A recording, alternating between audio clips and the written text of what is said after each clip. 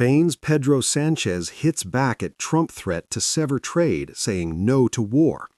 Spanish Prime Minister Pedro Sánchez has delivered a strong rebuttal to U.S. President Donald Trump's threat to end trade with Spain by restating his opposition to war and what he called the breakdown of international law.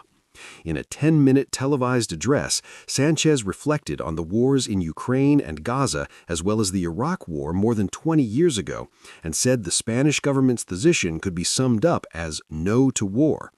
Trump threatened to impose a full trade embargo on Spain in response to Madrid's refusal to allow the U.S. to use the jointly run bases at Morón and Rotafor for strikes on Iran. Spain has been terrible, Trump said during a meeting with German Chancellor Friedrich Merz on Tuesday.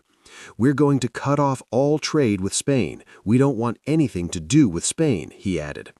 Merz said later he had told Trump very clearly that he could not conclude a separate trade agreement with Germany or all of Europe, but not with Spain.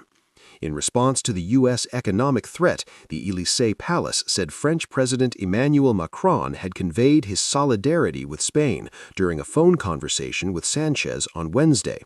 European Council President Antonio Costa also said he had spoken to the Spanish leader to express the EU's full solidarity.